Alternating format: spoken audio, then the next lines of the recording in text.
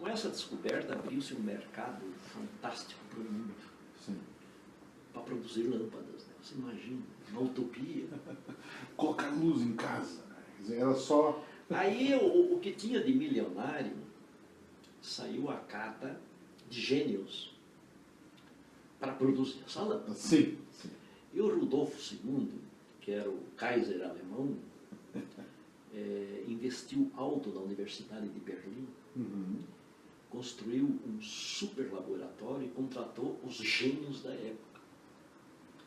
Entre eles, Max Planck. É pequeno o gênio, maravilhoso. Até que na época o Max Planck era novo ainda. Sim, sim. Não era o bam.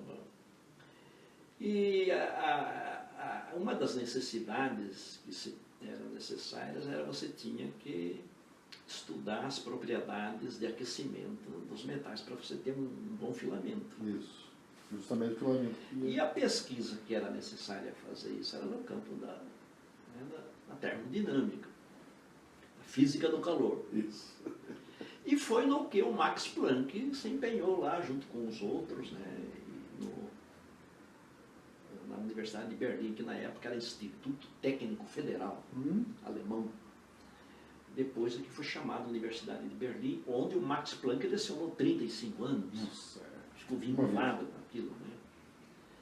E ele, no estudo deles, porque na época tinha um conflito entre o magnetismo e os experimentos. Né?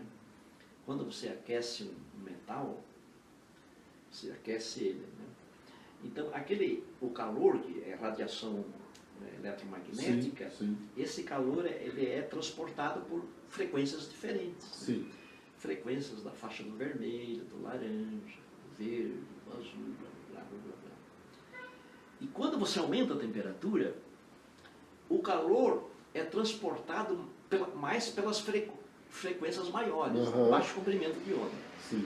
E na medida que você aumenta o calor, já não tem mais nenhuma frequência laranja, amarela, não, é só do azul para cima. Vai selecionando. Sim, sim. Vai selecionando. E na medida que você aumenta mais o calor, são as violetas que transportam depois a ultravioleta. Pelas leis do magnetismo, do eletromagnetismo, pelas 4 leis de Maxwell, isso ia ao infinito. Então, na medida em que todo o calor seria já transportado pela ultravioleta, que são as radiações invisíveis. Sim, aumentava mais pelos raios X, aumentava pelos raios gama e o raio gama, ia para o infinito. Então, era uma curva para o infinito. Assim. Você tem o eixo aqui de Y, nunca encostava, ia para o infinito. Só que o experimento, cara, mostrava o seguinte: quando você aquecia, você saía do vermelho, ia para o laranja, amarelo, verde, chegava no ultravioleta e puf, zerava tudo. Não ia para o infinito. Como era... E aumentava mais a temperatura, vamos ver se vai passar do... O problema foi chamado catástrofe do ultravioleta. Isso aí não tinha santo que explicava. E para você produzir bons filamentos, você tinha que resolver esse problema. Você tinha que dar resposta para ele. Foi o problema do Planck. Do Planck, sim. Então tinha os modelitos. O melhor corpo térmico é aquele que absorve todas as... Ele emite todas as radiações que absorve. Para você estudar modelos térmicos. Sim. Chamado corpo negro de Kirchhoff. Então ele estava empenhado nisso. E ele foi de uma genialidade, mas um tremendo de um chute. Ele mesmo confessa. Sim, ele fala. Chutei e deu certo. Ele tutebiou, ele deixou engavetada a tese dele, até apresentada na Universidade de Berlim. Deixou mesa ali, deixou que era loucuragem. Na verdade, foi um artefato matemático, né? Sim, que ele chegou lá. Sim. Então, porque ele estava estudando, o problema é que ele estava estudando o corpo por dentro da termodinâmica. E aí ele caía dentro da estatística, porque são trilhões e trilhões de pequenas partículas térmicas, e aquilo não dá para você fazer cálculo vetorial com isso, se cai na mecânica estatística. A sacada dele, não. Então, esses átomos aqui eu não vou estudar como partícula térmica, mas como vibração, como osciladores. Opa. E aí matou a charada. Uma ficção um chute, um pragmatista, artefato. assim, né? Olha só, foi um pragmatismo mesmo fantástico. Foi o Karl Popper teria adorado, uma conjectura. Sim, uma conjectura, exatamente. Ele teria adorado. Popperiano, né? Sim, uma conjectura popperiana. Ele teria adorado isso aí. Então, e matou a charada, cara. Mas isso aí era violentar completamente Maxwell. Uma ruptura fantástica. Ele foi criticado, isso, ninguém deu. Só que resolveu o problema, ele resolveu as equações. Ele conseguiu resolver. Aí surgiu o quantum, né? Então, o que ele descobriu? Aí nós já vamos entrar no conceito de realismo, viu? O que ele descobriu? Que a realidade não se comportava no tocante à emissão de energia como um fluxo contínuo. Não é um fluxo. Era em pequenos pacotes, pedacinhos. Esses pedacinhos são os quantos? Os quantos. E é igual a H, que é a constante de Planck, vezes F, que é a frequência.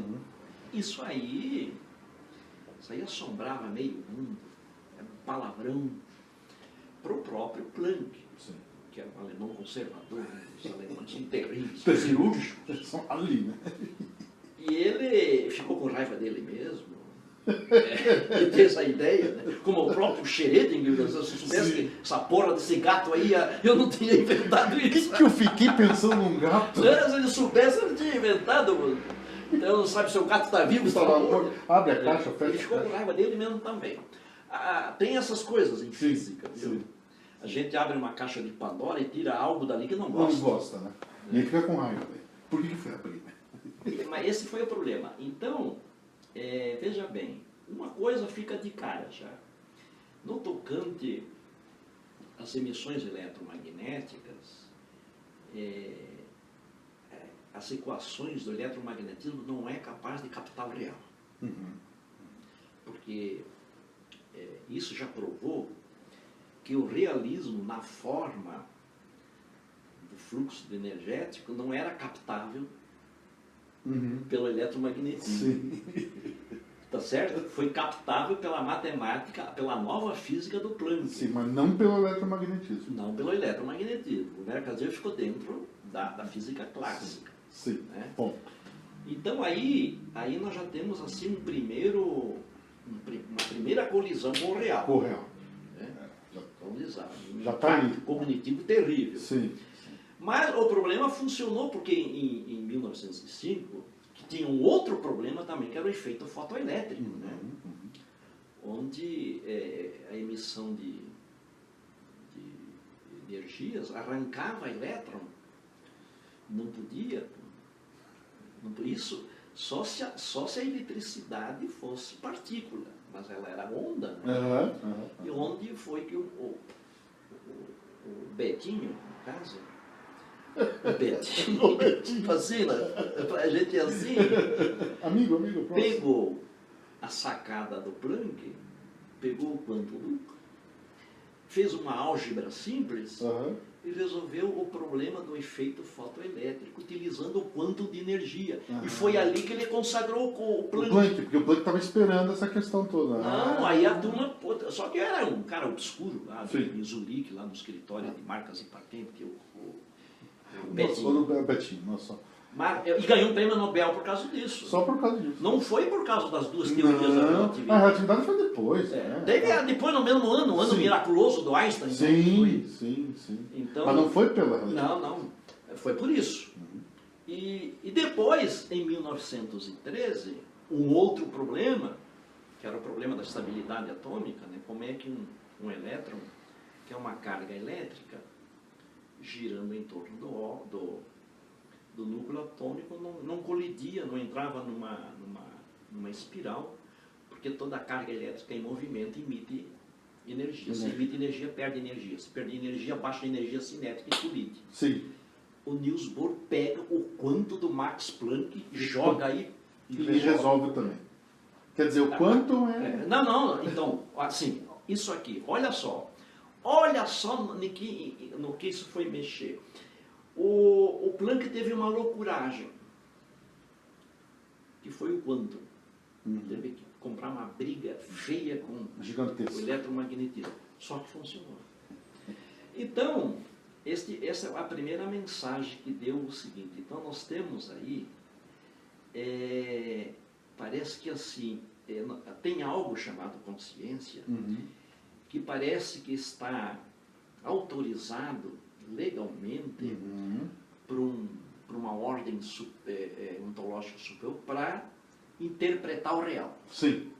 E ela pode ser não material. Não, exatamente. Essa é a claro, ela tem independência. Nós vamos falar disso. Se você pode inventar um modelo mecânico de cérebro, ele se expressa. E vai se expressar. Não é primazia da organicidade. Isso. Tá certo? Isso aí já é um pouco até trivial. Sim. Entre os físicos mais ou menos pensadores. Agora imagina para quem é pensador. Então, parece assim, que nós temos algo chamado consciência, que ninguém sabe o que nós estamos denominando. Só nominalizando. Falamos, né? Que está investido. Parece que tem certas propriedades que tem mais intimidade com o realismo. Depois, se a consciência pertence ou não ao realismo, vai ser uma outra questão. Se está fora, está dentro. A ser questionado. Então, veja bem, esse é o primeiro. Então, aí a palavra da bola da vez foi o quantum. Aí formou-se a física quântica. E aí foi. Aí é que é o problema, o quantum. O que é o quantum? Será que é o construtor? São os blocos básicos do realismo, da realidade? Porque, veja bem, tem dois problemas. Um é o problema da descontinuidade. Nós temos pacotes. O problema é esse, que não são pacotes de energia que existem, ficam. Eles desaparecem e somem, desaparecem e somem. É descontínuo. Além de ser descontínuo, é impermanente. Impermanente. Ele não se sustém. Você não é captável sempre. Um quantum não é captável sempre. O mesmo quantum não é captável pela cognição. Ele aparece e some, aparece e some, aparece e some, aparece e some. Mas dentro do tempo de Planck, cara, 10 na menos 42 de um segundo. Tu já pensou que expressão matemática é isso? É um nada, é um pedacinho de nada, que não tem mais sentido no nosso mundo. Então esse tempo de Planck humano, né? É justamente que é o tempo de decaimento. Então olha com que tipo de realidade nós estamos trabalhando aí. Sim. Olha só, para nós definir o que é o realismo. O realismo. Que realismo nós estamos falando. Sim. Então quando você pensa, porque o universo só existe enquanto o quantum existe. Claro. Porque é a partícula básica. Sim. Né? É o quantum de realidade. Se ele não existe, nós não temos mais realidade, não tem mais realismo. Sim. Aí ele passa a existir, tem realismo. Aí ele desaparece, não tem mais nada. E tem mais um detalhe ainda. Nós temos um quantum aqui. Ele aparece e desaparece. Ele parecia mais ou menos intuitivo que ele deveria reaparecer no mesmo lugar, mas ele não tem lógica, cara. Ele pode reaparecer pertinho, ou lá na Lua, ou na constelação de Andrômeda, ou em Floripa. Não tem critério. Sim, não existe um critério lógico, né? Por isso que a equação de Schrödinger não é a equação de um fluxo, de uma onda, né? É a equação de uma probabilidade. Sim. É uma probabilidade, sim. Então, aí eu vou perguntar para você, que tipo de realismo nós estamos falando aqui? Se existe algo perene, se tem esse substrato de ontologicidade, sim, que nós podemos nominalizar com o realismo, que tipo, sobre o que nós estamos falando? Que é algo que ele não é, ele é atemporal, totalmente, ele é espacial, sim, ele não é regido pelo princípio da causalidade. Não é causal. Porque ele some do nada e reaparece do nada. Ele tem uma base probabilística, né, no nosso sentido humano. No nosso sentido, para enquadrar. Ele é aleatório. Então, veja bem. Algo assim, nós podemos definir, classificar, porque, olha só,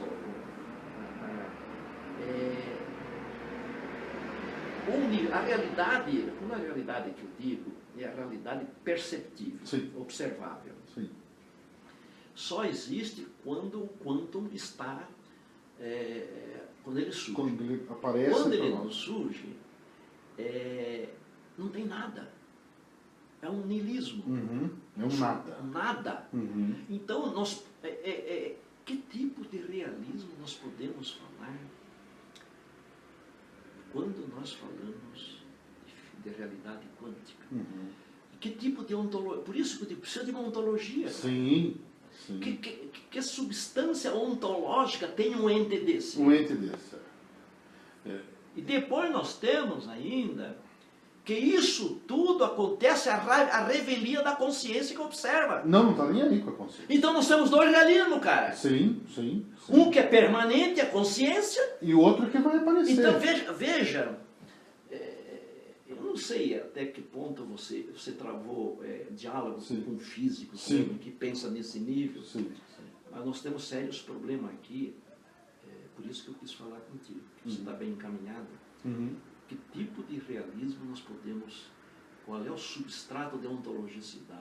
Né? Se é possível ter um ente ontológico. Se não tem ente ontológico, não tem realidade, não tem ser. Não ser. Aí é um não ser. Bom, aí no nada, e daí? Aí a gente vai ficar dormindo em algum lugar. É que acontece o seguinte, assim, como é que eu penso esse tipo de realismo que você levantou, em magnitude, né? Primeiro que é assim, você vem do século XIX, com aquela história, né? Do método científico, essa coisa toda, aconteceu tudo no século XIX, XX, esses questionamentos. Tem uma questão aí que entra, que é a questão da psicologia. Ela entra forte aí, pelo Freud, ninguém pensar sobre isso. Ela faz o ser humano entrar dentro dele cada vez mais, com ego, não sei o quê, o Jung vem falar, o Lacan, enfim. Isso vem se estendendo até onde nós estamos aqui. Então esse é um primeiro dado. Se você vai para este lado da psicologização, né? Psicologização, um subjetivismo, um sujeito que conhece, você vai ter sérios problemas epistemológicos. O negócio é epistemologia. Então a única forma que a gente encontra para conseguir... A própria psicologia de Freud é um niilismo. É um niilismo. Não tem substrato. Não tem substrato. São estados. Sim, são estados. Você não admite nem consciência. Não. Esse é o problema. Quem admite consciência é o Jung. O Jung é um pouco mais... O Jung tem um substrato um pouco maior, mas vai cair... Mas o Freud é niilista. Mas o Jung vai cair no inconsciente coletivo, no arquétipo, essa construção social e tal, que coloca o ser humano no centro outra vez. Ou seja, é um antropocentrista subjetivista. Aí tem esse problema que eu te falei. O mistério do quantum e suas adjacências fenomênicas é a revelia da consciência que eu observo. Isso, a revelia. E aqui nós temos o que Kant falou, né? A consciência e o número. Exatamente. O o in si. O in si, Então parece que aqui nós temos uma realidade chamada consciência, que nós temos uma realidade chamada coisa. Isso.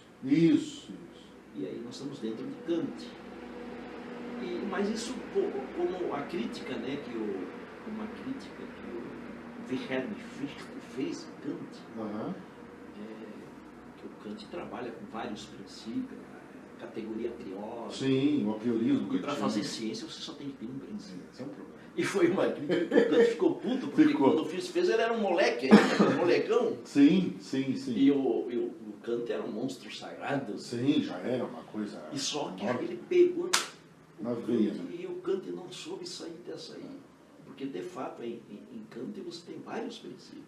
Uma das coisas que o Peirce... E não dá para fazer ciência. Não dá. E daí? Vai ouvir quem? Você tem vários seres com letra maiúscula. Sim. Se você confundir o princípio com o ser. Mas Deus eles conversando, que Deus que vai fundar o meu real? Mas aí que entra a questão, Osni. O Peirce pega essa questão do Kant e expande e cai na semiótica. Essa é a questão. Porque o Kant é a priorista, ele liga tudo ao número, que é um problema epistemológico. E aí você tem categorias. Portanto, ciência, como você bem disse, não vai funcionar. Ele trabalha com categorias. O que acontece é que, perpassando essa psicologização, nós vamos cair na gnoseologia da filosofia, a teoria do conhecimento, e talvez a única forma de você fazer ciência, um caminho fértil e estável, entre aspas, é o realismo final. Pois é.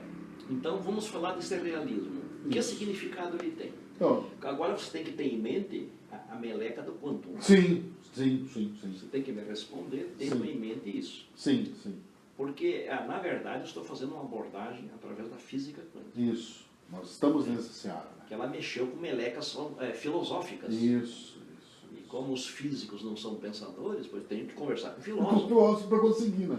Eu penso Que realismo. realismo é esse? Que estatuto de ontologicidade nós podemos dar? Uma coisa que não se mantém, não se sustém, não tem lógicas, não tem categoria, não é apreensível com lógicas. Sim. Que loucuragem é essa? Uma das coisas, como eu penso isso, Osni, do ponto de vista humano, a realidade ela independe dessa consciência, mas ela se impõe sobre nós, ou seja, é o que você disse, ela não é algo que ela vai impondo e vai propondo questões, do ponto de vista humano. Isso, aguenta bem porque vem uma meleca feia aí contra isso aí. Contra essa questão. Aguenta isso aí. E chama-se colapso da fusão de onda. Ela vai se impondo e você vai significando ela, do ponto de vista da semiótica. Em física é difícil, não se trabalha com semiótica. A significação, ou seja, essa significação que pode cair numa nominalização, pode cair na linguagem. Né?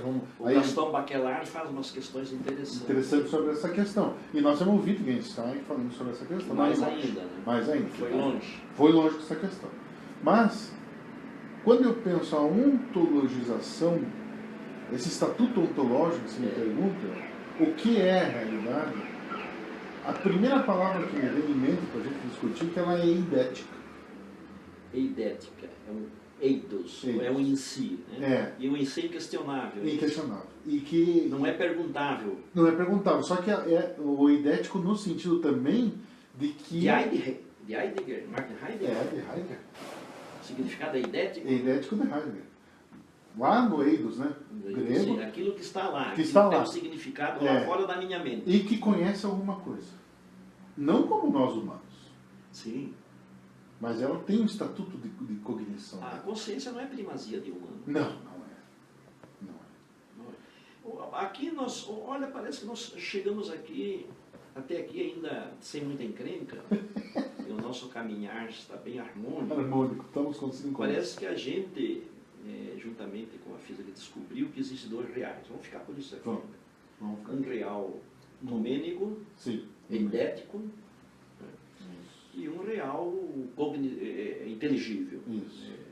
Consciência. Porque a própria complexidade, Osni, ela existe uma complexidade que é da representação das coisas, da semiótica, e uma complexidade na coisa em si. Na coisa em si. São dois tipos de coisa. Como representar isso. E a coisa, como é que a coisa se articula. Isso, porque nós estamos interessados aqui não em fatos. Nós estamos interessados em como que o fenômeno aparece para nós.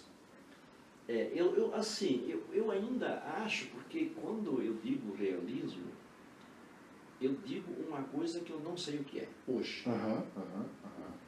Há uns anos atrás eu pensava sempre que eu sabia o que eu estava dizendo quando eu dizia realismo.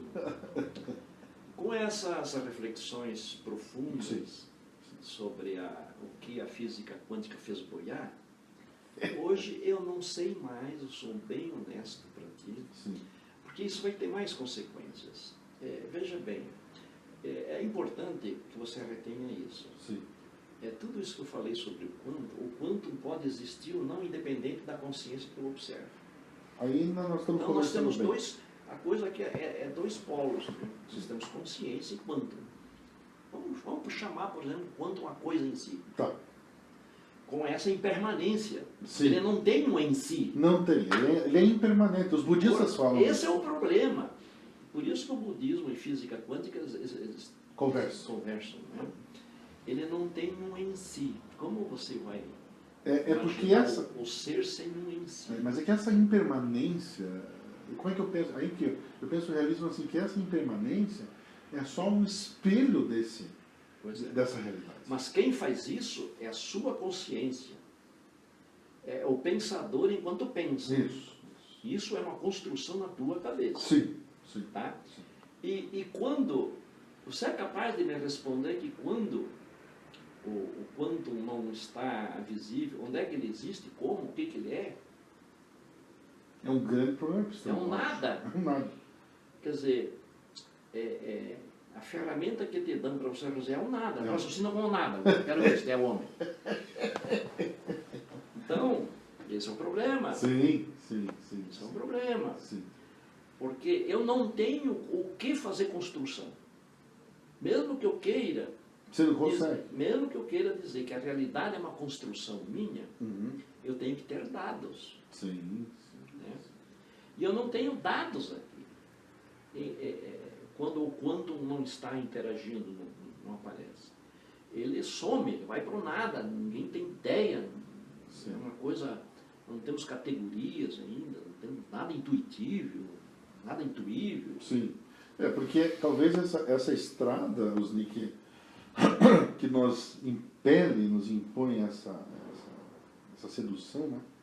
É que a realidade... Eu sou um realista, por exemplo, objetivista, objetivo crítico, ou seja, eu desloco o sujeito-objeto para a objetividade do mundo, mas eu sempre critico essa minha posição. Mas aí é a perda da objetividade. Essa questão Isso. é a perda da objetividade, cara. Como é que você pode ter um realismo sem objetividade? Não tem como. Né? A menos que uma mera concepção subjetiva de uma consciência. Pode ser. Aí é idealismo. Isso é idealismo. Mas vai cair no idealismo. Pois é. Não, mas aí eu quero trazer mais esse dado. A coisa não está acabada ainda. Não. Vamos para o colapso da função de onda. Uma das coisas mais mal assombradas que tem na física quântica é o problema da observação. O problema da observação. Se você tem um ente lá, um objeto quântico, enquanto ele não está observável, ele permanece como se fosse uma onda. Eu digo como se fosse. Como se. Uma ficção. Né? Então, o problema a onda é uma forma. A onda é forma. Forma é essência. É possível tirar o Aristóteles da parada.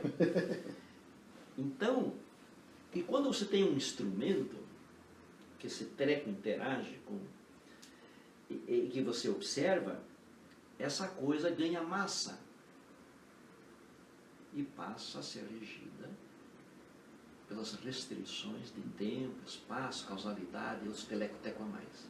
Se torna um ente, um ôntico. E quando você não observa, ele é. Então, e tem mais um detalhe, né? O objeto quântico não tem anticorpos contra uma resistência. Ele não resiste aos olhos verdes de uma consciência do observador. Ele se materializa. E aí tem o efeito da fenda dupla. E aí vamos lá, né? Que isso já está bem, não tem físico que contesta isso. Físicos ateus, espiritualistas, todo mundo concorda que esse colapso o objeto quântico subordina-se à intencionalidade do observador. Se você quer observá-lo como uma partícula, você usa um computador Geiger, ele aparece como tal. Se você quer usar, ver se ele é uma natureza ondulatória, você usa lá um objeto que produz difração, um cristal, por exemplo, ele se apresenta como tal. Então ele subordina-se a uma intencionalidade que ele observa. Essa intencionalidade, não vamos perguntar se é só de humanos ou não, é de uma coisa. Então aqui nós já temos um problema de hierarquização do real. Exato, níveis. Já parece, Gustavo, que diante da impotência do objeto quântico, diante da consciência do observador, ele é impotente. Se ele é impotente, Então, ele tem um grau a menos de dignidade ontológica do que a consciência. Então, uma reflexão que deveria medrar já no campo da filosofia, Sim. já arranhando uma ontologia, é que a consciência tem um status ontológico superior ao objeto quântico. Sim. Por causa do colapso da função de onda. Está acima dessa Isso questão. aqui é rigorosamente lógico. Sim. Isso não tem... Nada Isso é disso. construível. Aham. É isso aqui, na Sorbonne, na Sim. Cambridge, dá para você falar isso Sem problemas. sem problema. Então, além, parece que de nós estarmos aqui uma volta a Kant, você Uhum. tem um número lá, o real em si, Aham. independente da minha consciência, Está lá, ele existe. e eu, independente né, De todas essas e aqui questões. isso lembra muito Heidegger. Muito Heidegger. Lembra? O dizem sim. O noético e o Neumann e o noético. O noético, a questão do noético. O polo noemático e o polo noético. Noético, maravilhoso. O noemático é a coisa em si. Né? Isso está lá. E o noético é eu. Eu olhando ele, aí depois... O significador. O significador, a representação. E o noético, o significado. Isso.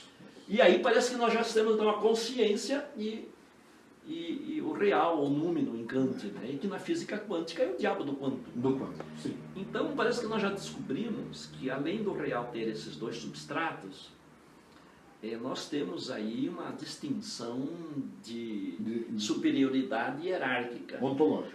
Me parece então que a consciência aqui ela tem uma substância ontológica de maior dignidade. Com certeza absoluta. Concordo. Isso aqui não é uma opção de concordar, é uma opção que nós não temos condições de negar isso, mesmo a contragosto. Não consegue negar. Não tem como. Não tem. Mesmo a contragosto. Não tem para onde correr. Então, eu me pergunto isso. Poxa, então, veja bem. Então, o que é o realismo? É a minha consciência ou é o número kantiano? É o número kantiano. Né? E em que realidade eu coloco a minha consciência? Aí... Em que lugar? Se ele não pertence.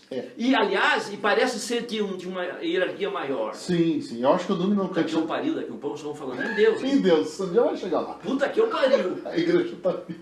Daqui a pouco nós estamos falando em Deus aí, sem querer. Mas antes tem o princípio antrópico ainda. A gente já chega lá. Que é um gancho bom, né? Mas o velho de barba está rindo de nós. Não, o velhote. Né? Esse é o problema. Então, aí isso nos remete à famosa questão das variáveis ocultas de Einstein. Né? Maravilhoso. Porque quando Einstein formatou a relatividade restrita, ficou claro que a informação no universo não podia ser mais rápida que a velocidade da luz. Essa é a questão. Então, e todo mundo... Se abaixou aos O Capo falou, o Capo. O Capo. O codinome é Betinho. Betinho, né? Veja bem, e aí veio então a física quântica com o tal do efeito no local. Tá certo? Instantânea, né? Sim, olha. Você tem um ente quântico aqui correlacionado com outro aqui. Então você pode mexer aqui, se você muda o spin aqui, o outro muda instantaneamente. Se você muda o eixo de polaridade de um fóton, você muda instantaneamente. Que o Pauli com o Jung fizeram as cartas, né? Estava discutindo isso. A questão. Aliás, o Jung manteve uma fecunda relação de carta com o Wolfgang. O Wolfgang Pauli. Sim. Então... Sincronicidade. Sincronicidade. O Jung adorava física quântica. Sim. E budismo também. Então, veja bem, nós temos isso. Aí, claro, o Einstein tinha fundamento de negar isso. Foi o maior erro da vida dele, né? Ele mesmo, eu acho que chega a essa. Em 1955, ele já estava meio arrependido já disso daí. Então, porque as evidências hoje já estão careca e desdentadas. Não, agora já. Já. O efeito no local. Certo. E eu, hoje, a minha tarefa, cara, nos meus cursos hoje, principalmente nos processos eubiótico, homeostático, mostrar que isso é prêmio de efeitos não locais. Depois eu vou falar daí. Que maravilha. tem local, o tunelamento quântico, Sim. na medicina. Um pouco tá quente esse assunto. Nossa Senhora. Puto. E o tunelamento. Agora na Universidade de Petrolina, rapaz, no Departamento de Medicina. Falando Tem um sobre- curso agora de epigenética quântica, Olha rapaz, no isso. Departamento de Medicina, só para médicos, estudantes e professores. Olha que maravilha. Isso é inédito no Brasil. Agora, Sim. o último final de semana de outubro, estou em Petrolina. Que maravilha. Depois vou estar em Araxá, num grande congresso lá de medicina também. Medicina falando sobre. É. A coisa está quente. Sim. Então, o Kant, o Einstein ainda tinha um bom motivo, porque ele tinha uma equação a defender. Ele estava na defesa. Então ele disse, não é uma nova física, é a velha física clássica que tem coisas ocultas, variáveis ocultas. E com o tempo... Então foi a discussão do Niels Bohr com ele, Sim. que a gente conhece bem. Então, veja bem, aí é a questão da física quântica. Será que a física quântica é algo que está contida na física clássica, mas ainda é desconhecida por nós com o nome de variáveis ocultas? Ou a física clássica é uma coisa e a física quântica é uma outra coisa? É a mesma questão. Será que nós temos o número? Será que nós temos aqui O número objeto quântico sendo uma coisa e nós temos a consciência? Será que a consciência é uma variável oculta do realismo? Será que esse realismo que está fora da minha mente contém a minha consciência? Ou eu sou externo a esse realismo? Aham. Que no caso seria a física clássica. Sim. Física clássica é externa. Eu penso que... Então, aí como seria o problema do Fichte, dois princípios? Mas aí vai entrar no idealismo, né? Pois é, então nós temos Os aqui idealistas alemães. idealismo aqui Schelling. e o materialismo aqui, né? Sim. O realismo no caso. No- Como sair dessa? Será que o númeno contém a minha consciência? Será que a minha consciência contém o número? Ou será que consciência e número estão separados? Como falar de um realismo, no caso, quando tem dois realismos? Sim. Uma realidade numênica e uma realidade noética. Isso. Nos termos de Heidegger. De Heidegger. Nos termos mais atuais, uma realidade da representação das coisas. A representação das coisas. E uma realidade que está Que na coisa em si. Que a representação é a consciência. A no caso. consciência. Seria a consciência. Vamos sair dessa aqui. Por isso que eu quis conversar contigo. Sim. Que realismo está na tua mente. Sim, sim. Porque se você não ficar incomodado com essa conversa, eu vou fazer careta para você. Eu já estou Você incomodado. tem o direito de ficar incomodado com isso aqui, senão você não é o meu amigo filósofo. Não pode concordar, discordar, mas no mínimo ficar incomodado. Não, já estou incomodado aqui, já está por dentro Deixa aqui. eu acender um pouco essa luz. Depois vamos tomar um cafezinho. Depois, vamos. A questão, Osni, é que nós não... Você pegou o fio da meada? Peguei totalmente. Aqui eu só tô pensando Pois para dar é, essa é um resposta. fato que em física os físicos não colocam isso. Não, eles não vão colocar. Tudo bem. Ótimo. E você? Tem lá dentro, graças a Deus. Que bom, é bom saber. É bom ter ver também. E daí tudo tranquilo, mas o papo tá fluindo que eu tô ouvindo. Só para variar, né? Só pra variar, né? Pedaço de Kant aí para tudo que é lado. É verdade. Pedaço do Einstein. Os cantos estão nos Mas não cantos. debolaram ele ainda não, né? A gente já vai chegar em Deus já, mas isso é Já? rapidinho. O velho. O velhinho de barba tá lá em cima. Tá lá, tá na espera. Tá na espera, é o próximo. Escuta, a hora que vocês quiserem um café, você me fala. Tá bom? Tá bom? Tá Acho bom. que é muito cedo ainda. Ah, né? você Vamos- estamos tranquilos. Quanto tempo eu fiz aqui? Eu tenho que sair daqui mais 19 horas, mais ou menos. Ah, então Faz você muito tempo para o café. Mas assim, Você percebeu, né? Eu percebi. Como sair dessa dualidade? a primeira questão, Osni, é que a consciência, ela contém a realidade, portanto ela não tá fora. Aí já é idealismo. Isso. Porque o realismo fora... Isso me parece tão simpático, cara. É Tão que- cognitivamente simpático. É que o realismo forte, que é o Um meu realismo caso... forte, bom. O realismo... Que é o do Peirce, não? Ele Ele vai nessas lonjuras aí? Não vai. Ele acaba no realismo. Mas você, então tem um núcleo forte. Assim. Tem um núcleo forte, que é a minha obra. Então fale mais sobre isso. Então, o realismo forte, ele vai chegar no idealismo. Tá? O próximo passo do realismo é o idealismo objetivo. Ideias que estão na realidade. Bom, ideias no sentido humano. Então a consciência ela faz parte desse realismo forte. Ela não está separada. É impossível a gente ficar num dualismo. Né? Não há dualismo. Não tem como. Não. O dualismo é só... Eu não tenho vocação para dualidade. Não. Depois da complementariedade também não há dualismo. Seria um erro. O emaranhamento. Toda essa questão. Então a primeira coisa é essa questão, Osni. A segunda que eu te aponto é o que esse realismo forte ele é dotado do que? Ele mente. Interessante. E mente quer dizer representação. Ele vai se representacionar em algum momento. Talvez essa é a solução do quanto que sai para si mesmo. Né? Para si mesmo. E aí cria o real. E aí estamos dentro de Hegel. Isso. O absoluto se construindo através da história. Da história. Se alienando de si. E aí é uma questão humana. E aí vai. E nós vamos... Só que a questão é que, nesse sentido, a complexidade é crescente, né? Por isso ele tem que ser representado. Pois é, aí nós forjamos uma circularidade, cara. Isso. É difícil sair disso daí sem entrar em um movimento. Isso. Nesse movimento circular, né? A questão é que nossa consciência e o nosso cérebro como algo, uma máquina... O portador dela. Né? O portador formatado, né, para isso, ela foi feita por essa mente da realidade. Ela se fez. Para abrigar essa questão. Isso é Hegel. Isso é Hegel. Que é essa coisa do... o processo dialético. Né? Isso, essa conversa. Essa alienação para se objetivar. Isso. O real sai de si para poder se contemplar. Isso. Ao alienar-se, ele produz a história. Portanto, isso, perfeito. É assim que eu resolveria essa questão. Ele é dotado de mim. Então é isso bem. Então agora eu entendo. Isso resolve o problema do colapso da função do homem. Isso explica,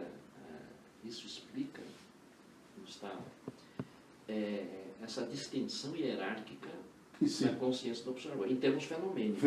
Em termos de ciência.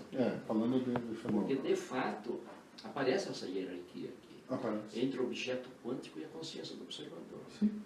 E depois tem outros experimentos, por exemplo, a cadeia de von Neumann, o efeito Zenon quântico, que comprova isso aí. Sim. Da flecha do Zenon? É uma metáfora. É uma metáfora. Porque quando você pega uma partícula radioativa você sabe, o núcleo, nós temos aí o rádio, nós temos aí o plutônio, sim. Ele se degrada, não se sabe por quê. Se degrada. Então a gente sempre trabalha em termos de vida média. Né? Sim. Digamos que eu tenho aqui uma substância radioativa, eu coloco aqui. Então durante uma hora,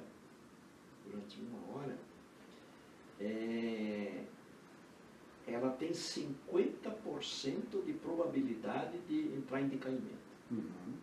Ela pode se degradar no primeiro minuto ou pode se degradar no segundo minuto. Lá no último segundo. Sim. 59. O que você sabe é que ela vai se degradar. O importante é que dentro de uma hora a probabilidade de se degradar é 50%. Ok? Isso é quando ela está lá e ninguém observa. Uhum. Agora, se eu fico observando com um instrumental metodológico, digamos, eu faço uma observação a cada minuto. Cada minuto eu observo. Passo um minuto. Ela se degrada só 0,4%. Nossa. Isso é o famoso efeito Zenon. Quando você não observa, a coisa se degrada. Quando você observa 0,4%. Ela se sustenta. Subordina-se mais uma vez à consciência do observador. Efeito Zenon quântico. Portanto, não há dualidade. Há uma superioridade, há uma unidade. Né? Isso, ela é única. Por quê? Porque isso se explica. É óbvio que o relojeiro contém o relógio. Assim como o criador contém a criatura. Assim como a causa contém o efeito. Sim. É como você falou de fato. se a consciência, essa consciência que eu falo já não é mais a consciência humana. Não, a consciência. Se ela tem esse poder de fazer o elemento radioativo se manter em si, Isso mesmo. sem entrar em degradação, é porque ela só pode se conter ele. Sim. Tem propriedade, que nem disse Aristóteles. Conhecer uma coisa é possuir a sua essência. A sua essência. Exatamente, olha que maravilha. E quando você possui a essência da coisa, você contém a coisa. A coisa ela aparece para você. Ele é um conteúdo seu. Isso. E aí vocês não estão matando a charada. E nesse sentido, né, aí entra o núcleo forte do realismo. isso, o realismo forte. Aí que entra. Esse é o núcleo forte. Esse é o núcleo forte. Essa distinção hierárquica. Isso, que é hierárquica e ela é dotada, o real é dotado de uma coisa chamada mente. Mente. Essa coisa. A única palavra que eu achei. Porque, pois Diversa que nós estamos muito marcados, né, com sim, nós temos distinções fenomenais, a memória, a mente. Mas quando eu falo mente hoje, no meu estágio hoje, mente, consciência, eu não tenho milímetros nenhum, né? Mente, consciência, espírito, eu não tenho mais milímetros de dizer disso aí, daquilo, não. Mente, então é mente, é consciência, então mas sem essas demarcações aí, sim, esses vernizes. Esses vernizes, que as culturas deram. Inclusive, o erro do Dawkins, quando ele escreve o Relojoeiro Cego. O Richard. Chega a ser irritante. Sim, irritante. Que é um cara que só está olhando a superfície. O fenomênico. O fenomênico, não. Quando você sai do fenomênico... Aí quando você vai para o Michael Behe, o Relojoeiro Cego, o design inteligente, puta, aí é um salto de... Já dá um salto. E agora mais um salto aí. Muito mais pensador, e ele é um bioquímico, né? Bioquímico. E o Dawkins, sendo um biólogo, deveria estar mais sensível a isso. Mas mesmo assim, Osni, a questão da evolução do Darwin é uma representação dessa mente do realismo forte. O Darwin está certo. Não, mas foi um truque dele, cara. O cara foi um espertalhão. Olha só. Mas ele caiu numa ilhada, a mesma história do Aristóteles quando concebeu o primeiro motor, né? Tá, isso aqui, o primeiro, o movimento, a origem do movimento, do ânima. Isso moveu isso. E quando ele percebeu que ele dava uma série ao infinito, aí ele disse, então tem o primeiro motor que move, mas não é movido. Inteligente. E acabei por aqui. O Darwin fez a mesma coisa. Mas essa coisa cega, Lamarck questionou muito, o Russell questionou muito, né? Sim. Tá, mas como essa evolução? Não, existe uma seleção. Opa, peraí. Então tem um selecionador. Se tem algo selecionado, tem um selecionador. Se tem um selecionador, tem um inteligível. Que estatuto ontológico dá, então, essa questão toda? A seleção nacional. Essa é a saída do qual o Darwin nem cogitou. Nem cogitou. Nós, filósofos, temos a tarefa de cogitar. E de falar. Mas a questão é a seguinte, Zuni. A questão é que todos esses caras, e agora eu estou generalizando para ficar mais fácil, eles pensam do modo epistemológico. Ainda, não ontológico. Não ontológico. Agora, esse é o problema. Quando entra a ontologia, eles vão... Eu já falei para você a angústia do Stephen Hawking, que ele escreve lá no... Sim. Antes ainda é uma breve história do tempo. Sim. Depois ele maquilou aquilo e escreveu depois Universo numa Casca de Nós. A angústia, né? E ele se declarou assim como um ateu refinado. Sim. Você você soube da calça curta que ele teve, foi chamado no Vaticano. Falar umas coisas aí, né? Eu vou falar pro Papa lá que não tem Deus. Mas o Stephen Hawking, ele se viu num aperto desgraçado e fez uma queixa que os filósofos não estavam se integrando E falando, né? a elucidação do problema quântico. São mais filósofos na parada, ou seja, essa porra dessa ontologia, onde é que está? Onde é que está? O brado dele foi esse. Sim. Eu concordo contigo, e já falei para você, que se nós, dentro dos próximos 20 anos, construirmos uma epistemologia para a física quântica, já avançamos demais. Eu nem cogito numa ontologia. Porque aí é preciso primeiro uma epistemologia. Claro, para pensar sobre essa questão. É tão substancialmente rarefeito, Muito. o objeto quântico, que já uma epistemologia para um objeto fantasma, por exemplo, qual é uma epistemologia para um fantasma? Como é que eu vou captar o fantasma? Não há. Né? Sim. Então, já está de bom tamanho. Hoje eu nem sonho ainda com uma ontologia, mas uma epistemologia adequada para a física quântica. Porque nós vamos ter que trabalhar com certas categorias e certos estratos. Sim. Que é tabu ainda. Sim, muito. A ciência tem que já uma epistemologia profunda, né, já está de bom tamanho. É porque exige-se, Osni, que o método científico se expanda para conseguir que a ontologia entre. O método, o próprio método, né, veja bem, mas um método é sempre construído por um sujeito. Sim. Pensante. Né? Sim. Eu ainda acho, sabe, que o método é uma consequência. Uhum. Eu acho que o próprio pensamento tem que mudar. Porque também tem uma coisa, quando você fala entre nós, aqui é fácil, nós nos entendemos. Mas se tivesse Leva lá para o campo do real da física. Da física. E depois, se tivesse um religioso e um ateu aqui sentado nas duas cadeiras, nós estaríamos em maus lençóis. Sim.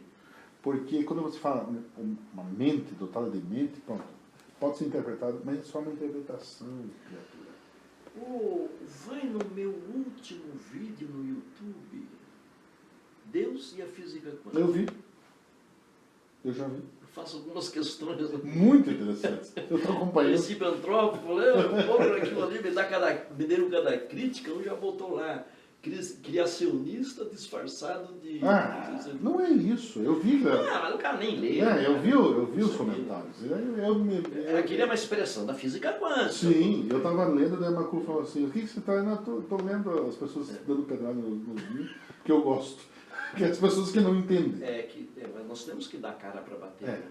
Claro que sim. Nós somos pensadores. Sim. Nós temos que pensar o mundo. Sim. Essa é a nossa tarefa. É uma das coisas, Osni, sim. E a gente não pode ficar só no nível acadêmico. Não. A gente tem que fazer um remeleixo aí, ser encarnado. Sim. Se encarnar na Se história. encarnar na história. Temos que assumir um papel. Claro que sim, temos concordo. um papel de pensadores. E que não a física quântica está dando uma ocasião para os filósofos aí fantástica. Sim. E os caras não se tocam. Mas eles estão dentro da história, né, Elson? Não se tocam, estão em camisa de força. De força. Estão engessados ainda. É porque precisa pensar fora da caixa. Fora da caixa. Então essa questão do realismo forte, ela te leva a uma não dualidade, então é uma unicidade.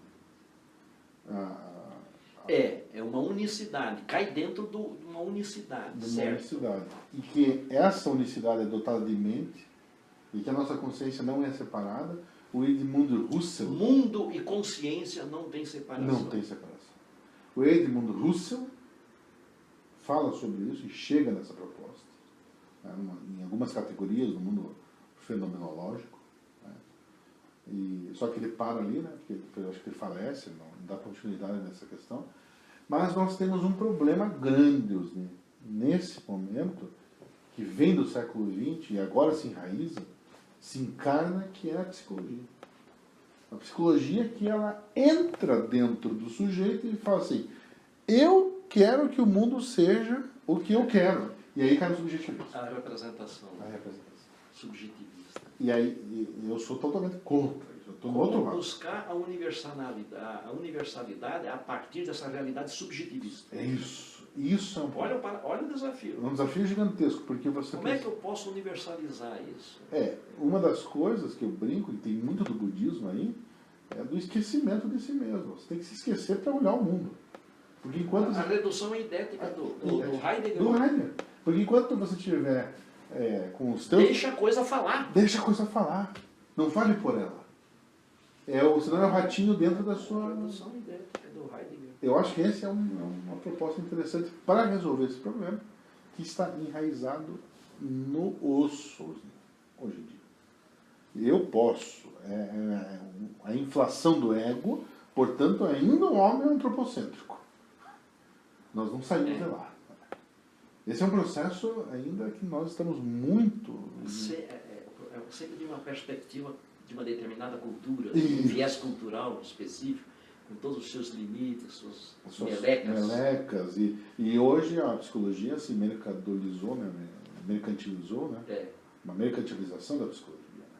O que é muito provável e possível. Pois é, né? Aí a tarefa do físico quântico hoje. Porque se deixar por conta dos pensadores, eles sempre vão sofrer dessa subjetivação. Isso. O eu. Sempre vão ser refém do eu. Sim, sim, do ego. E quando é o fenômeno que se impõe, como no caso da física quântica, que é o realismo e aí eu quero ver, o fenômeno está lá, pô. Independente do meu ego, não estou nem aí se você é uma pedra ou é um ego. O fenômeno é aquilo. Ele está lá, né? E não te deixa impune. Então, por isso, o papel da física quântica é importante. Porque questões de religião estão aparecendo no laboratório, nos experimentos pela primeira vez. E eu chamo isso de eucaristia científica. Lindo nome. Nós estamos vivendo isso aí, uma eucaristia, ou seja, porque o fenômeno eucarístico você come Deus, né? É a encarnação e você come Deus. Sim, e bebe Deus. Isso. A unidade. Sim. Eu acho que, então, esse fenômeno eucarístico, dentro da ciência, é a física quântica. Sim. Porque pela primeira vez, o físico é chamado a incluir o sujeito no real observado. Sim. Se você tirar o sujeito, o observador, você não pode mais fazer ciência, cara. Sim. E quem falava isso eram só os místicos ou religiosos. Sim, porque... Tem certas pérolas São João da Cruz, que a física quântica está revelando e que ninguém está aí, ninguém se tocou. Esse ineditismo histórico, científico, pela primeira vez a consciência está sendo levada em consideração no âmbito da ciência. Sim. Porque é o progresso do colapso da função de onda, sim. na Marra. Sim. E não mais matéria de religiosos. É que até quando o quantum se comporta dessa forma, como você me disse, essa loucuragem dele, ele revela o realismo forte. É o contrário. Ele pede algo mais. Isso. Pede algo mais. Ele revela. No meu modo de pensar, na minha perspectiva, ele revela. E por isso que o ser humano, ele olha por meio de perspectivas. Porque na revelação ali do quanto, quando ele aparece, você olha a realidade. Tem real. Então, ele desaparecendo, só fica consciência. E o real, aquele lá fora, onde é que está? Isso. Não é que ele não deixa que ele exista mais, ele está num outro âmbito, sei lá. Talvez o quanto seja a tentativa da mente ser representacional. A representação dela mesma, né? Para ser alguma coisa. E o Hegel faz isso. O absoluto se aliena só para poder se contemplar. Isso. Revelar-se a si próprio. Que é lindo, né? Puta que eu pariu, isso é lindo. Esteticamente é a pintura e a moldura. É a moldura. Isso acontece muito quando você vai... Isso é fantástico. Quando você vai tirar foto, por exemplo. Né? A máquina fotográfica é só um ente ontológico, um ente tecnológico. Só. E aí você, ali naquele momento, você revela, né? Parece que a realidade, ela se esteticiza. Ganha uma estética. E aí nós vamos entrar na questão da estética. Por isso que eu penso que a estética está acima do conhecimento. Claro, eu falo isso na epigenética quântica. Eu digo, doença não existe. Doença é a não saúde. Sim. Não tem estatuto ontológico, não é uma coisa. Uhum. Porque quando você vai estudar os processos fisiológicos, eles resultam de tênues equilíbrios de sistemas vibrantes. Absolutamente tudo. São trilhões e trilhões de vibrações. Mas são, assim, equilíbrios tênues. Quando isso está dentro desses valores conformes, você tem saúde. Quando você tem coisa fora de fase, ou diferenças de frequência, nós chamamos de ondas tortas, nós temos doença. Mas o problema é que a doença ela é um não ser, é uma ausência de saúde. De saúde. Não é que... Entendi. E eu digo que essa não saúde ganha uma estética através do corpo. Depende da doença, se tem pus, fica vermelho, fica anêmico, se torna visível, ganha uma estética. Eles adoram quando eu falo isso. Mas é isso. No campo da medicina. Mas a realidade, ela faz isso. Aí a valorização da estética como Kant deu. Sim. Estética com ontologicidade. Claro. Nunca ninguém deu tanta dignidade à estética. Quanto... Sim. Juízo estético. Sim. Como em Kant. Sim. E depois outra. Hoje... Peirce, não sei se Peirce trabalhou com estética. Ele vai trabalhar com a estética. No difícil metafísico dele, ele diz que o ser humano é dotado de estética e a realidade contém estética. Que é uma revelação do real. Que é uma revelação do real. E nesse sentido, Osni, a arte é uma forma de conhecimento. Sim. Entendeu? Porque pode ser que os artistas eles retenham certos tipos de hierarquização da realidade que nós não conseguimos. Isso já está em Platão e Aristóteles. Já está lá atrás. Os dois brigam lá, porque para o Platão a arte tem que representar as ideias, que está fora da natureza. Sim. E em Aristóteles não. É aqui, né? É aqui mesmo. É uma briga boa. Mas a arte é a representação. É a representação. E ela é uma forma de conhecimento que consegue sugar esse quanto quando ele aparece facilmente. Pois é. Olha só, um fenômeno onde aparece isso aí também é o problema da proteína, né? Nós sabemos que a proteína é um colar de contas. Tem proteína com 30 moléculas, tem carboidratos. São colares de carboidratos. Tem proteína que tem até 64 carboidratos. Então ela se torce e se retorce e ganha uma determinada posição. Quando ela ganha aquela determinada posição, ela exerce uma função, que pode ser uma enzima, que pode ser uma proteína contrátil, pode ser um hormônio, pode ser uma proteína estruturadora, como uma quitina, como um colágeno, por aí afora. Interessante que cada forma tem uma função.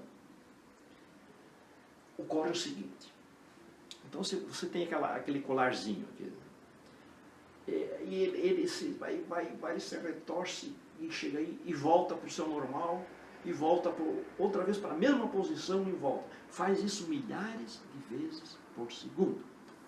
Ocorre que para ele sair da posição inicial para a conformação final, existem trilhões e trilhões e trilhões de trajetórias diferentes que poderia se perder no caminho. E para voltar outra vez, existem trilhões e trilhões e trilhões. E essas trajetórias são construídas por campos elétricos, porque cada grãozinho desse de aminoácido, ou ele é positivo ou é negativo. Sim. Então, na verdade, são campos elétricos que vão... E fizeram o cálculo, cara. Para você... Se isso funcionasse como um computador, porque o que o computador... Ele pega todas as probabilidades e começa a experimentar uma por uma. Sim. Aí descobre a boa. Sim. Ele levaria bilhões de anos só para ir lá. Só para chegar lá. E a proteína faz milhares de vezes por segundo. Nossa. Então, isso é o primeiro mistério. Então, nós estamos trabalhando com algo aqui. A inteligibilidade que produz isso não está na própria coisa. É a mesma coisa querer que o relojoeiro esteja no relógio. Não está. Percebeu? Percebi. O problema da hierarquia. Sim. Então, isso é um imperativo matemático. Sim. Isso é imperativo. O problema, a passagem do carboidrato, do aminoácido para a proteína, se transformar numa proteína, se fosse pela evolução casual, obra do acaso, evolução de Darwin, sim, levaria 15 bilhões de anos, que é a idade do universo. Do universo. E depois, da passagem, por exemplo, lá para chegar, por exemplo, até no aminoácido, seriam outros 15 bilhões. Então, uma coisa é certa, a lógica que produz essas coisas não está na coisa. Não está na coisa, não está. Né? A proteína, ela trabalha com espaços que nós chamamos de espaços não euclidianos. Espaços de Riemann, são geometrias não euclidianas. Porque a geometria, então você tem lá um espaço e ali você desenha formas, né? Sim. Triângulos, isso é geometria. Topologia não. Você desenha com o próprio espaço. Você pega o espaço e entorta, faz um triângulo, depois você pega o espaço. É metafísico. Né? Sim. É um espaço metafísico. Então, aí a gente já vê que a inteligência da proteína não está no espaço físico. Está no espaço mesmo. E aí você entende por que ela vai na primeira e não fica bilhões de anos fazendo tentativas.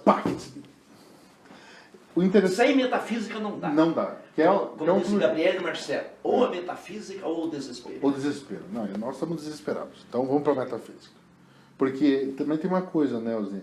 Nesses níveis que a realidade nos impõe, algum nível é por probabilidade.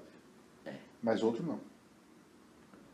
Nós somos regidos potencialmente por probabilidade. Estocasticidade. Hoje a minha tese é a seguinte, a probabilidade é possível só no espaço físico. Sim. Aí nós somos prisioneiros da temporalidade, do espaço. Aí temos que trabalhar dentro da equação de Schrödinger. Mas quando nós trabalhamos em espaços não euclidianos, não existe probabilidade, existe só assertivas. Isso. E aí é que está a inteligência que explica esses fenômenos aí da proteína. Claro, mas a questão que até a questão do design inteligente, mas expandindo essa questão, é essa mente que contém, que contém isso. Entende? Você percebeu bem o que está em jogo na questão da proteína? Nós temos que necessariamente ser empurrados para esse espaço não euclidiano. É a partir daí, aí é que está o escritório da inteligência que produz isso. Sim. Então, já saímos do físico. Sim. Porque se nós ficarmos no espaço físico, precisa bilhões de anos. Não tem como. Para fazer isso. Isso é matemática. Isso é matemática. E a proteína está fazendo. Está fazendo, e daí? Então ela trabalha com espaços topológicos. Então já temos metafísica aí. Não dá para você cogitar uma explicação para isso permanecendo na corporeidade. Não. Você tem que ir para esses espaços topológicos, que são geometrias não euclidianas, você tem que trabalhar com metafísica. Essa é a novidade. Novidade não, nesse nível vocês não estão pensando, mas é o que eu estou propondo dentro dos cursos de medicina. Inclusive, eu sou professor da Uninter aqui. Curso de mestrado para médicos. Olha que maravilha. Está indo bem. Estou confundindo a cabeça deles ali, falando barulho. Né? Maravilha. Então, não adianta, se você quer trabalhar com cura, não busque a causalidade da cura apenas no nível corpóreo, no nível fenomênico, no nível orgânico. Você tem que trabalhar com meta-organicidade, com metacorporeidade, você tem que trabalhar com metafenomenologia. E a gente dá essas evidências matemáticas no problema da proteína. Ou seja, a exigência de uma filosofia da medicina. Para falar sobre essas coisas. Ou uma ontologia para a medicina. Já é a mesma coisa. Né? Sim, é a mesma coisa. Inclusive a palavra ontologia e metafísica confundem-se. Sim. É a mesma coisa. Pois é. São cognatas, né? Cognatas. Quando eu falo em ontologia, eu posso falar de metafísica. Ciência dos princípios primeiros. Fundamentais. Ou das causas últimas. Ele também. Depende, né? Em Hegel não tem, né? O ser e o nada é a mesma coisa. É a mesma coisa. Mas eu acho, Osni, que esse pensamento desse realismo forte, ele vai cair no idealismo objetivo. E aí nós vamos poder construir muito. Ele explica, né, o realismo objetivo. Sim. Mas esse núcleo duro é possível admitir sem a ideia de Deus? Cara, É complicado. hoje a gente está tropeçando com essa palavra, com o princípio antrópico. Né? Certo. Porque as constantes universais, eu juro para ti, eu e uma porrada de cientistas, isso foi feito à mão, foi ajustado à mão. Sim. Não é obra do acaso. Aham. Nós temos a constante Hubble, né, que é uma taxa de expansão do universo. Então hoje o universo tem uma massa. Massa que é tudo que é de energia, e massa é uma coisa só. Sim. E nós temos um telecoteco, o pessoal está chamando de energia escura, e isso está expandindo o universo. O universo se expandindo foi o que o Hubble descobriu em 1929, um telescópio lá de 100 polegadas. Maravilha. E que o Einstein achava que era estático. Que era estático. Depois inventou uma constante cosmológica para expandir o bicho. Essa ele dançou também. O Betinho não estava bem naquela hora. Não. Então, essa relação entre... O Fred Hoyle também pensava que o universo... Quem? O Fred Hoyle. Sim, Hoyle é. Também, que é né? Estático. O cara que chamou o Big Bang. O Big Bang. Então, o que acontece? O universo só pode ser o que é hoje, dentro desse contexto de expansão, tendo exatamente a massa que tem e tendo exatamente o volume que tem. Qualquer diferença mínima nós já não teríamos no universo. Isso foi posto à mão. Nós temos aqui a constante ômega, que é a densidade, né? Uhum. A quantidade de massa pelo volume. Aqui não é de expansão, é volume estático. Hoje, aí vem o cálculo matemático. Para o universo ser o que é, para ele poder ter criado as galáxias, as estrelas, as árvores, os bichos, tudo, né? os Nio, o Gustavo, Sim. tem que ter 10 átomos de hidrogênio por metro cúbico. Uhum. Com essa aproximação. Hoje, o universo tem, ele tem 8 átomos de hidrogênio por metro cúbico. Essa aproximação da densidade, se ele tivesse, por exemplo, 11 átomos por metro cúbico, ele teria ido, e a massa gravitacional teria vencido a força de expansão, ele teria voltado e se transformado num buraco negro. Sim. Digamos, se ele tivesse abaixo de 8 hoje, 7, ele teria se expandido, esfriado e não se formado. Sim. Então, para ele existir, perfeitamente, isso não pode ser obra. Fizeram o cálculo, não pode ser obra do acaso. Então, quando você estuda as constantes cosmológicas, você pega, por exemplo, a força nuclear forte, que é a força que mantém prótons e nêutrons dentro do núcleo atômico, e você pega a força nuclear fraca, que é a força que rege a desintegração radioativa, e elas trabalham juntas, a força nuclear forte é 100.000 vezes mais forte que a força fraca. Então você imagina 2 elefantes brigando. Estão brigando. De repente, num elefante pousa um mosquito. O peso do mosquito faz diferença. Faz o elefante perder a briga. Essa é a ordem de equilíbrio do universo. Nossa Senhora. Dá para ser obra do acaso? Tem ou não tem um designer? É isso aí. É isso que faz, é isso que é o princípio antrópico forte. O universo é como é, porque ele teve como meta o surgimento de vida consciente. Sim. A consciência é a meta de chegada. A mente, ela que é o princípio, é revelar-se a si mesmo. Sim. E que é o princípio antrópico forte, é isso. E nós somos a revelação disso. Sim. Eu sou o Deus falando para você e você é Deus me ouvindo. Isso, exatamente. Aquilo ali é Deus. Sim. É o Deus de Einstein, Spinoza. Spinoza nos aparece na nossa conversa. Spinoza. É o Deus de Einstein. Se Deus existe, Deus Deus Spinoza. Spinoza. Perguntaram para Einstein, né? Você acredita em Deus? Eu acredito no Deus Spinoza, que é o auto-revelar-se. O panteísmo.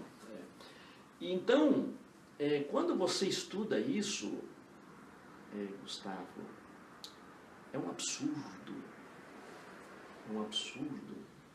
você achar que a inteligibilidade possa ser produto da matéria, que nem os neurocientistas querem dizer. Temos um problema com que isso. precisa de memória, consciência inteligente, Tudo é um epifenômeno do cérebro. É, um epifenômeno do cérebro. Isso é um absurdo. Não, isso é absurdo, isso é absurdo. O Dênitos, por exemplo. Você acredita que esses raciocínios refinados, essas reflexões profundas que o Gustavo está fazendo para mim, quem faz é uma molécula chamada DNA? Não. Isso seria uma arrogância. A mãe, com o seu infinito amor, que afaga o seu pintainho, esse amor é amor de uma molécula chamada ácido desoxirribonucleico. Não, pelo amor de Deus. Você pega as 4 estações de Vivaldi, o movimento da primavera. Você acha que quem escreveu aquilo foi uma molécula? Não, pelo amor de Deus. Ô Dawkins! Onde que você está, né? Quando me perguntaram... Que aquilo é um meme? Que é um meme. Então tem o meme da saudade, tem o meme da raiva, aquilo que o Gênesis não explica, então botaram para o meme, que é o primo mais inteligente. São hilários esses caras. Esses caras são hilários. É a diversão dos filósofos. Sim, é a nossa diversão, né? Por isso que quando me perguntaram se eu sou ateu, eu falei, ateu é só uma forma superficial de conhecer a realidade. O método da dúvida cartesiana, por exemplo, é a dúvida metodológica. Sim, você vai. Não a dúvida por duvidar. Não. A dúvida cartesiana é um método de conhecimento. Sim. E eu acho, e mais, né, como a realidade ela vai se impondo dessa forma... Vamos mandar a Luísa botar um cafezinho para nós, tá? Não, a gente vai tomar aqui mesmo. Só aguarda um minutinho aí. Tá bom. Você quer beber uma coisa, não? Se tiver uma aguinha, eu aceito. Uma água eu aceito.